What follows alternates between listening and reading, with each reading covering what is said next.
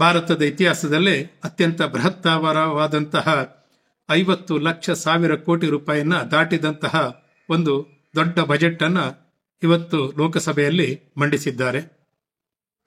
ಸದಾಕಾಲವೂ ಜಿಪುಣೆ, ಏನನ್ನೂ ಕೊಡುವುದಿಲ್ಲ, ಯಾರಿಗೂ ಲಾಭವಿಲ್ಲದಂತಹ ಒಂದು ಬಜೆಟ್ ಅನ್ನು ಮಂಡಿಸುತ್ತಾರೆ ಎನ್ನುವಂತಹ ಎಲ್ಲ ನಿರೀಕ್ಷೆಯನ್ನ ಮೀರಿ ಈ ವರ್ಷ ತುಂಬಾ ಚೆನ್ನಾಗಿ ಮಧ್ಯಮ ವರ್ಗದವರನ್ನ ಗಮನದಲ್ಲಿಟ್ಟುಕೊಂಡು ಬಜೆಟ್ ಅನ್ನ ಮಂಡಿಸಿದ್ದಾರೆ ಅಂತೇಳಿ ಹೇಳಲಿಕ್ಕೆ ಯಾವುದೇ ಸಂಶಯವೂ ಕೂಡ ಬೇಡ. ಸರಿ, ಎಲ್ಲರಿಗೂ ಗೊತ್ತಿರುವಂತಹ ರೀತಿಯಲ್ಲಿ ಆದಾಯ ತೆರಿಗೆ ವಿಚಾರದಲ್ಲಿ 12 ಲಕ್ಷ ರೂಪಾಯಿನವರೆಗೆ 12 ಲಕ್ಷ ರೂಪಾಯಿ ಅಂತೇಳಿ ಹೇಳಿದ್ರೆ ನೆನಪಿಟ್ಟುಕೊಳ್ಳಬೇಕು, 12 ಲಕ್ಷ ರೂಪಾಯಿನವರೆಗಿನ ಆದಾಯಕ್ಕೆ ತೆರಿಗೆಯನ್ನು ಕೊಡಬೇಕಾದದ್ದಿಲ್ಲ, ಸತ್ಯ. ಆದರೆ ಯಾವುದೇ ಸಂದರ್ಭದಲ್ಲಿ 12 ಲಕ್ಷದ 1,000 ದಾಟಿದರೂ ಕೂಡ ಉದ್ಯೋಗದಾತರಿಗೆ 75,000 ರೂಪಾಯಿನವರೆಗಿನ ಸ್ಟ್ಯಾಂಡರ್ಡ್ ಡಿಡಕ್ಷನ್ ಇದೆ. ಹಾಗೇನಾದರೂ ದಾಟಿದರೂ ಕೂಡ 4 ಲಕ್ಷದಿಂದಲೇ ಆದಾಯ ತೆರಿಗೆಯನ್ನು ಮುರಿಯಲಿಕ್ಕಾಗ್ತವೆ. ಆದರೂ ಕೂಡ ಕಳೆದ ವರ್ಷಕ್ಕೂ ಈ ವರ್ಷಕ್ಕೂ ಹೋಲಿಸಿದರೆ ಆತನಿಗೆ ಹಳೆಯ ಸ್ಲ್ಯಾಬಿನಲ್ಲಿ 1,40,000 15 ಲಕ್ಷ ರೂಪಾಯಿನ ಆದಾಯದವನಿಗೆ, ಆದರೆ ಈ ವರ್ಷದ ಇದರಲ್ಲಿ 1,05,000 ರೂಪಾಯಿ ಮಾತ್ರ 15 ಲಕ್ಷ ರೂಪಾಯಿನವರೆಗಿನ ಆದಾಯದವರಿಗೆ ಬರ್ತಾ ಇದೆ. ಆ ದೃಷ್ಟಿಯಿಂದ ಅತ್ಯುತ್ತಮವಾದಂತಹ ಒಂದು ಬಜೆಟ್ ಅನ್ನ ಕೊಟ್ಟಿದ್ದಾರೆ ಅಂತ. ಕೇವಲ ಆ ಕಾರಣಕ್ಕಾಗಿಯೇ ಈ ಬಜೆಟ್ ಅನ್ನು ಹೊಗಳಬೇಕು ಅಂತೇಳಿ ಏನಿಲ್ಲ. ಯಾಕೆಂದ್ರೆ ಇದರಲ್ಲಿ ಅವರು ಗಮನವನ್ನು ಹರಿಸದ್ದು ಯಾವುದು ಕೇಳಿದ್ರೆ ಎಕ್ಸಲರೇಟ್ ಗ್ರೋತ್, ಅಭಿವೃದ್ಧಿಯನ್ನ ಜಾಸ್ತಿ ಮಾಡಬೇಕು ಅಂತ. ಸೋರ್ಸ್ ಆಫ್ ಇನ್ಕ್ಲೂಸಿವ್ ಡೆವಲಪ್ಮೆಂಟ್, ಹೇಗೆ ಯಾವ ಮೂಲದಿಂದ ಅಭಿವೃದ್ಧಿಯನ್ನ ಸಾಧಿಸಬಹುದು ಅಂತ. ಮಿಡ್ಲ್ ಕ್ಲಾಸ್, ಮಧ್ಯಮ ವರ್ಗದವರಿಗೆ ಸ್ಪೆಂಡಿಂಗ್ ಪವರ್ ಅನ್ನ, ಖರ್ಚು ಮಾಡುವಿಕೆಯ ಶಕ್ತಿಯನ್ನ ಜಾಸ್ತಿ ಮಾಡುವಂಥದ್ದನ್ನು ಹೇಗೆ ಮಾಡಬಹುದು ಅಂತ. ಆಮೇಲೆ ಖಾಸಗಿ ಉದ್ಯಮದಲ್ಲಿ ಪ್ರೈವೇಟ್ ಸೆಕ್ಟರ್ ಇನ್ವೆಸ್ಟ್ಮೆಂಟ್ ಅನ್ನ ಜಾಸ್ತಿ ಮಾಡುವುದು ಹೇಗೆ ಅಂತ.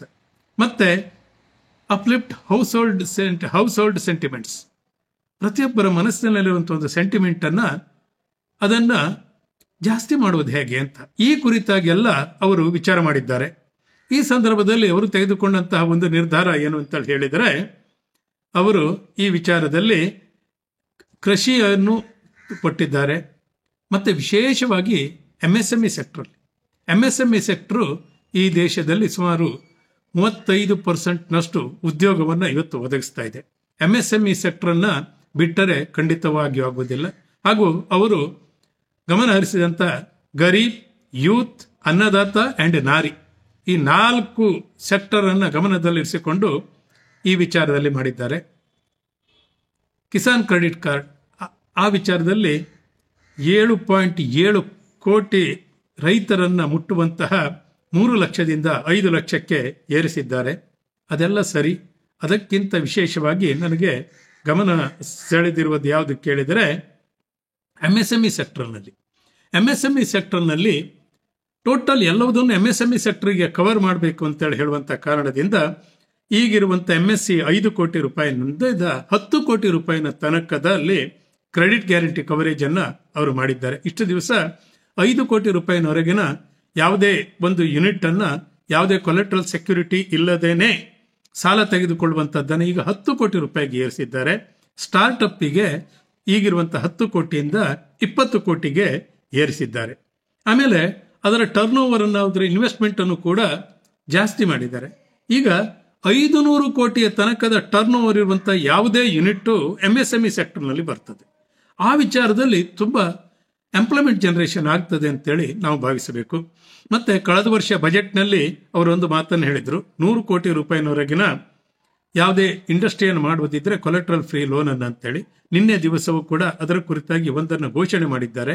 ಭಾರತ ತನ್ನದೇ ಆದಂತಹ ಒಂದು ಆರ್ಟಿಫಿಷಿಯಲ್ ಇಂಟೆಲಿಜೆನ್ಸ್ ಅನ್ನ ಪ್ರಾರಂಭ ಮಾಡುವಂತ ಆ ಸ್ಟೇಜ್ನಲ್ಲಿ ಕೂಡ ನಾವಿದ್ದೇವೆ, ಅದು ಖಂಡಿತವಾಗಿಯೂ ಆಗ್ತದೆ ಅಂತೇಳಿ ಹೇಳುವಂಥದ್ದನ್ನ ಅವರು ಹೇಳಿದ್ದಾರೆ. ಹಾಗಾಗಿ ಇದರಲ್ಲಿ ಗರೀಬ್, ಯೂತ್, ಅನ್ನದಾತ ಮತ್ತು ನಾರಿಯ ಈ ವಿಚಾರದಲ್ಲಿ investing in people, economy and innovation, people,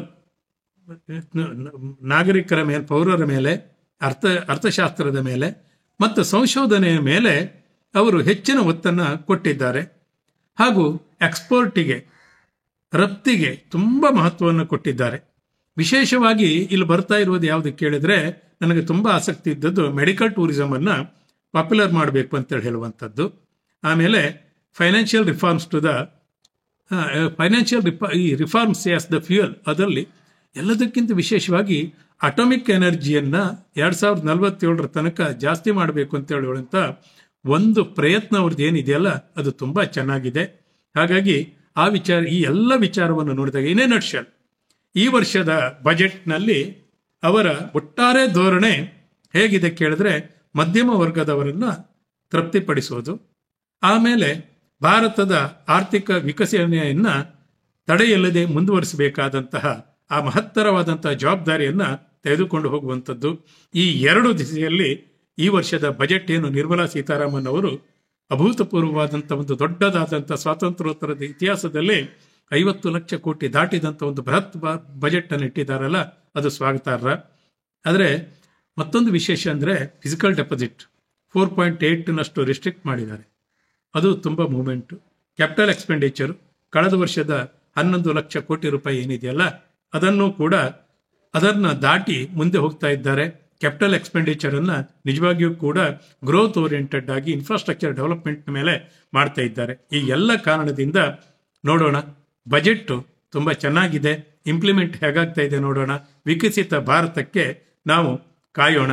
ಅವರು ಒಂದು ಮಾತನ್ನ ಪ್ರೆಸ್ ರಿಪೋರ್ಟ್ ಈಗ ಪ್ರೆಸ್ ಮೀಟ್ ನಲ್ಲಿ ಸದ್ಯಕ್ಕೆ ಹೇಳಿದರು, ಏನಂದ್ರೆ ಇದು ಪ್ರಧಾನಮಂತ್ರಿಗಳೇ ವಿಶೇಷ ಆಸ್ಥೆಯಿಂದ ಮಧ್ಯಮ ವರ್ಗದವರನ್ನ ಗಮನದಲ್ಲಿಟ್ಟುಕೊಂಡು ಮಾಡಬೇಕು ಅಂತೇಳಿ ಹೇಳಿದ್ದರಿಂದ ತಾವು ಇದಕ್ಕೆ ಇನಿಷಿಯೇಷನ್ ಮಾಡಿದ್ದೇನೆ ಅಂತೇಳಿ ಹೇಳಿದ್ದಾರೆ. ಹಾಗಾಗಿ ಪ್ರಧಾನಮಂತ್ರಿಯವರ ನೇತೃತ್ವದಲ್ಲಿ ಈ ಸರ್ಕಾರ ತಂದಿರುವಂತಹ ಬಜೆಟ್ ಅನ್ನ ಸ್ವಾಗತಿಸೋಣ, ಶುಭವನ್ನ ಆಶಿಸೋಣ. ನಮಸ್ಕಾರ.